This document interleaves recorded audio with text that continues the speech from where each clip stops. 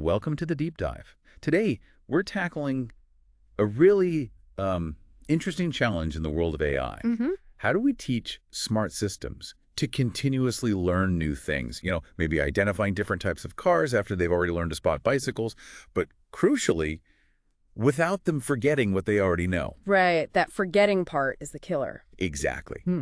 This ability, called continual learning, or CL, it's really key to building AI that can truly keep up with our, well, ever-changing world. Absolutely. Think about it. The real world isn't static, is it? Intelligent systems constantly encounter new information, new tasks, even shifts in the data they're seeing. For sure. The trouble is, standard AI models, when you train them on these new things one after the other, they often suffer from something called, well, catastrophic forgetting. Sounds dramatic. It kind of is. Yeah. Imagine teaching a robot to vacuum, okay? Then you teach it to wash dishes. If it suffers from this catastrophic forgetting, learning to wash dishes might completely erase its ability to vacuum. Oh, wow. Yeah, not very helpful. Not helpful at all. Not at all. And for years, smart people have been trying different ways to get around this, haven't they? Yeah, loads of attempts. We've seen methods that try to, like, save some old data as a reminder.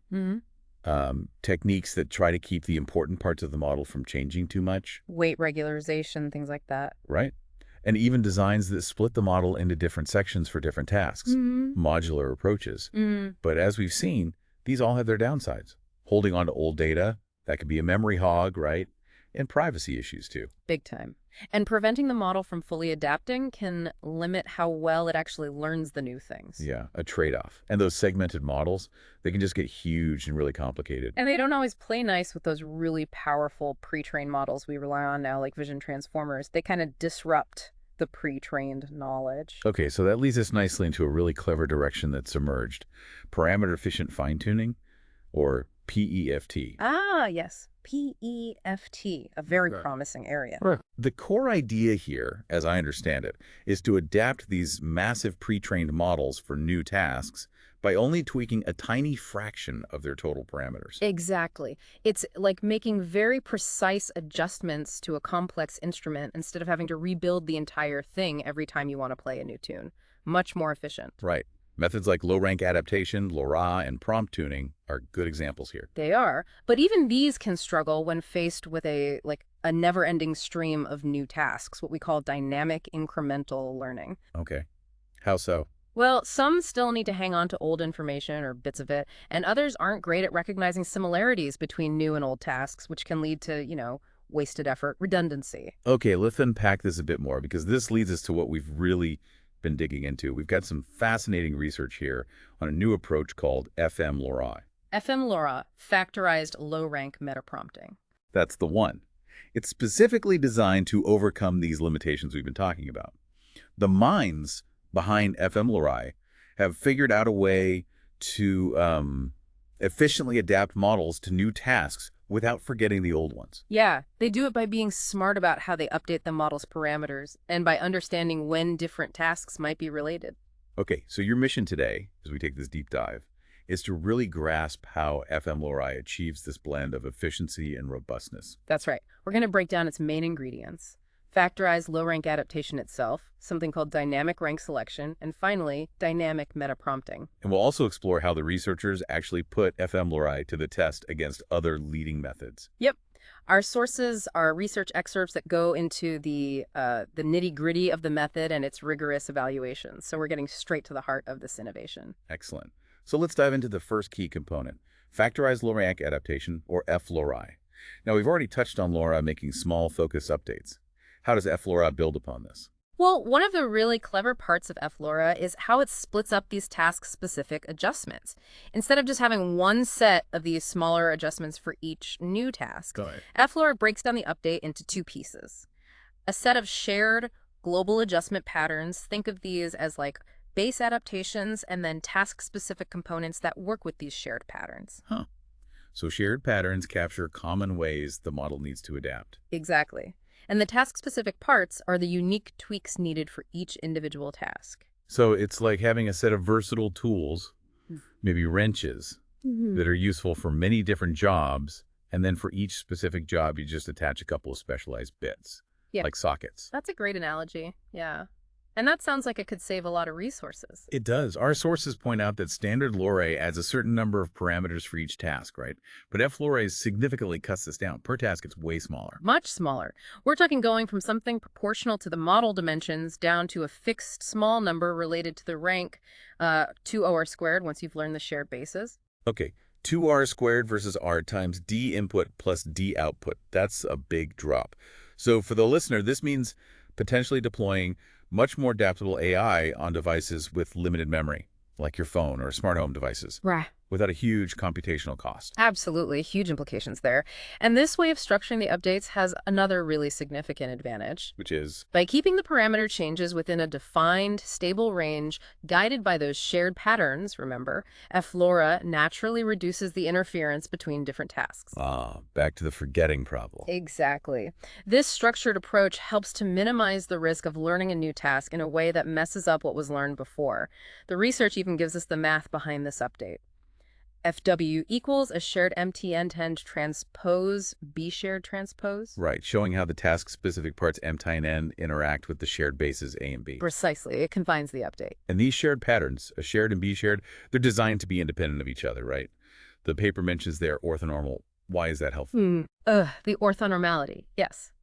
Think of these orthonormal bases as ensuring that the tools the model uses to learn different tasks are as independent as possible. Okay. So they minimize any accidental, knocking over of previously learned skills. The research shows that with this independence, the amount of interference between two tasks can be measured much more simply. How simple? It boils down to just looking at the interaction between those small, low-dimensional task-specific matrices, the trace of NIM transpose IMJN transpose J, basically. Much simpler than looking at the whole model. Okay, so instead of potential interference depending on the entire complex model, it's now focused on these much smaller, more manageable components. That makes a lot of sense. And the learning process itself, the gradient updates, actually reinforces this structure. It naturally guides the learning to respect these constraints. And the paper also highlights that the space of possible updates in F-LoRA, the update manifold, is much smaller compared to standard LoRa. Lower dimensionality. Why is that good? From a machine learning perspective, a smaller space of possible updates, a lower dimensional manifold, can be really beneficial for learning solutions that generalize well. Meaning The model is less likely to get bogged down in the tiny details, the noise of one specific task. It's more likely to discover adaptation strategies that will actually be useful across a variety of related tasks. It's about finding those robust, broadly applicable ways to adjust. Okay, so F-LoRA gives us a more stable, efficient way to adapt. But the size of these adjustments, the ranker we mentioned, is that just a fixed setting? Because that doesn't sound very responsive. That's a really important point, and it leads us straight to the second piece of the puzzle, the dynamic rank selector, or DRS. Dynamic, okay. The researchers realized that using a one-size-fits-all approach for the rankor might not be ideal. Some tasks are just inherently more complex, right? They might need larger adjustments, a higher rank, to learn effectively. While simpler tasks might do just fine with smaller ones. Exactly. Using a large fixed rank for everything could lead to unnecessary complexity, maybe even overfitting on simpler tasks. So DRS is all about changing the rank based on the specific task. Adapting the size of the adjustment. How does it figure out the right size for a new challenge? This is pretty neat. DRS estimates how difficult a new task is by looking at how well the model initially performs on it. Just a quick check on the validation set at the start. So a higher initial error suggests a harder task? That's the intuition, yeah. A more complex or dissimilar task will likely have a rougher start, leading to a higher initial validation loss. Based on this initial assessment, DRS then automatically determines an appropriate rank, Servet, for that specific task T. And how does it actually make this rank selection? The paper mentions a Gumbel softmax mechanism. Sounds a bit complex? It is a bit technical, yeah, but the core idea is actually quite intuitive. DRS basically has a range of different ranks, different adjustment sizes it can choose from. Let's say rank 2, 4, 8, 16, for example. Okay, like different size learning gears, as you put it before. Exactly like that. The Gumbel softmax is a clever probabilistic way for the system to sort of sample from these potential ranks based on that initial task difficulty estimate. So harder tasks get a higher probability of picking a larger rank. That's right. Tasks that seem harder will have a higher chance of the system selecting a larger learning gear, a higher ranker, allowing for more expensive adaptation. Easier, maybe more related tasks will tend towards smaller gears, smaller ranks, promoting efficiency. Ah, so it's not just about difficulty in isolation. It also inherently relates to how similar a new task might be to what the model already knows, right? Precisely. That's a key insight. If a new task is quite similar, its initial difficulty might be lower, leading to a smaller rank and avoiding unnecessary, potentially disruptive changes. If it's very different, the initial difficulty would likely be higher and we would get a larger rank. You've got it. DRS automatically incorporates this task similarity awareness implicitly. By allocating more learning capacity, a larger rank, to tasks that seem different and complex, and less to those that seem related and simple, it finds a much better balance. A balance between being flexible enough to learn new things and stable enough to remember old ones. Exactly. It's a much more efficient and adaptive use of the model's resources. Okay, so we've got F-LoRA for efficient and stable updates within a flexible size space thanks to DRS adapting the rank.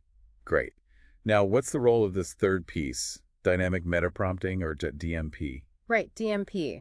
So even with F-LoRA and DRS working together, the researchers recognize a potential issue, especially in situations where the model doesn't get to see any old data again. The rehearsal-free continual learning scenario. Exactly. In that scenario, there's still a risk that the model's internal understanding, its learned representations, could subtly drift over time as it sees more and more tasks. Even with the stable updates from F-LoRA. Potentially, yes. So DMP is designed to counteract this drift. It does this by adding a small set of learned helper tokens prompts to the beginning of each input sequence. Okay, wait, so instead of just feeding the model, say, an image, you first stick these learned prompt tokens onto the front. That's exactly it. Think of these as a consistent set of contextual cues that help to sort of ground the model's understanding across all the different tasks it learns sequentially. How does adding tokens at the start help it remember things better? The idea is that these prompt tokens, because they are used and updated across many different tasks, they gradually learn to capture information that is broadly relevant and stable across those tasks. Ah, okay. They essentially create a kind of implicit memory within the model, encoded in these prompts. When a new task comes along, these prompts help the model to access and utilize that stable underlying knowledge. Which helps prevent the kind of drastic shifts in understanding that can lead to forgetting. Precisely. The input gets augmented. The paper shows it like xi equals pi if I is less than or equal to m, the number of prompts, and the actual input acts m otherwise. The model then processes this combined input. And these DMP tokens themselves are learned. They get updated as the model trains on each new task. Exactly. As the model optimizes its performance on each task using a standard loss function, the DMP tokens are also subtly adjusted alongside the F-LoRA parameters. So they get refined over time. They do. And because they are shared and updated across all tasks, they naturally evolve to represent the core knowledge, the invariant subspace that's useful in many different situations. So DMP acts like a kind of anchor, keeping the model's understanding aligned with the stable learning space defined by F-LoRA and the dynamic adjustments of DRS. Sounds like these three pieces really work together quite nicely. They really do seem designed to complement each other. F-LoRA provides the efficient low-rank updates, DRS adapts the capacity of those updates, and DMP helps maintain representational stability over the long haul. Okay, synergy. So how well does this FM-LoRA system actually work in practice? The researchers put it through its cases, right? Oh yes, extensive testing on a variety of challenging continual learning benchmarks. Standard stuff people use to compare methods. Like what?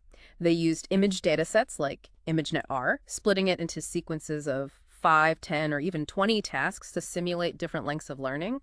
Also CA-FAR100 and CB200 for class incremental learning. Where you learn new object classes over time. Right. And DomainNet for domain incremental learning, where the style or context of the images changes between tasks, but the classes might be the same. Okay, diverse challenges. And they used a standard strong baseline model. Yep, a vision transformer, specifically VIT-B16, as the backbone for all their experiments, a common choice. Good. And how did FM-LoRA stack up against other leading continual learning methods? The paper mentions quite a few comparisons: fine-tuning, L2P, dual prompt, coda-prompt, various LoRa variants. The results were really quite impressive, actually. Across the board, FM-LoRA consistently achieved the best overall accuracy, both final accuracy and average accuracy over time. Particularly when it had to learn a long sequence of new tasks. Especially then. On ImageNetR with 20 tasks, for instance, the gap between FM-LoRA and other methods like InFLORA or SD-LoRA became quite noticeable. The research includes figures, performance trajectories over time. Like figure 3 they mentioned. Exactly. And you can visually see how FM-LoRa's performance degrades much more slowly. It holds up much better over time compared to many other approaches that start to forget more rapidly. And the paper suggests this advantage in longer learning sequences is likely because FM-LoRA is better at implicitly understanding how different tasks relate to each other, thanks to that DRS and F-LoRA combo. That seems to be the key takeaway. The combination of structured updates in F-LoRA and the adaptive rank selection in DRS allows it to better leverage task similarities and allocate resources more effectively, which becomes increasingly important the more tasks you learn. Makes sense. The more you learn, the more crucial it becomes to learn efficiently and avoid that interference. Precisely.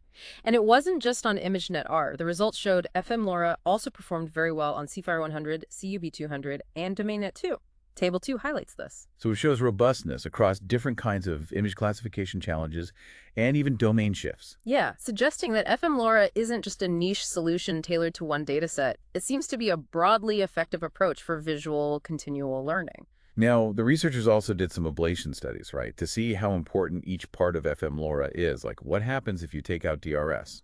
Yes, those ablation experiments were very revealing. They compared FM-LoRA using its dynamic rank selector against versions where they just used a fixed rank throughout. Oh. And the version with DRS consistently led to better performance. Table 3 shows this clearly. It really underscores the benefit of being able to adapt the model's learning capacity based on the specific demands of each new task. So using a fixed rank that's too small hurts complex tasks, and one that's too large maybe hurts simpler ones or increases forgetting? That's the idea. Too small, you underfit. Too large, you might overfit or cause more interference.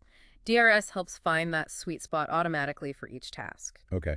And they also looked at the impact of the dynamic meta-prompting, DMP. Specifically, how the number of those helper prompt tokens affects performance. I think that was figure 4. They did. The study in DMP showed there's a bit of a trade-off, as you might expect.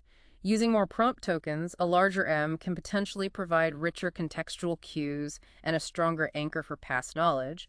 But it also adds a bit more to the model in terms of parameters and computation. Not a huge amount, but it's not free. So what's optimal? It seems the optimal number of prompt tokens, depends somewhat on the length of the task sequence. For longer sequences of learning where maintaining that link to the past is harder, having a slightly larger set of prompt tokens, maybe 10 or 20, appeared to be beneficial. For shorter sequences, fewer might be sufficient. Interesting. So it's another parameter you might tune based on the application. Potentially, yes. Okay, so let's wrap this up. To summarize, FM-LoRA looks like a really significant step forward in continual learning. It cleverly combines factorized, efficient parameter updates That's F-LoRA with dynamic adjustment of the learning capacity based on task needs, ERS, and a mechanism using learned prompts to stabilize past knowledge without needing old data. DMP. Exactly. The key innovation is really the way these three components, F-LoRA, DRS, and DMP, work together synergistically. Right. And FM-LoRA seems to effectively tackle those fundamental challenges of continual learning. Adapting to new tasks without catastrophic forgetting, managing the growth in model complexity, and even leveraging similarities between tasks, all without needing to store and replay old training data. Which is a huge practical advantage, avoiding memory and privacy concerns associated with rehearsal methods. And for you, the listener, this represents a potentially much more efficient and sustainable path towards AI that can continuously learn and adapt in our constantly evolving world. This could have really significant implications, couldn't it, for a wide range of real-world applications? Absolutely. Which, raises an interesting question for you to think about. What exciting new possibilities could actually emerge if our AI systems had this kind of built-in ability to continuously learn and adapt so efficiently?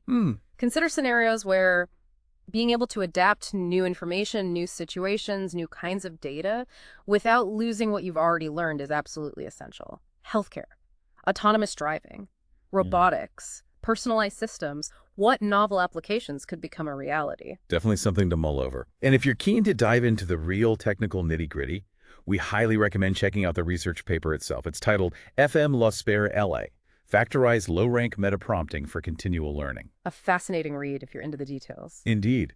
Well, thanks for joining us for this deep dive.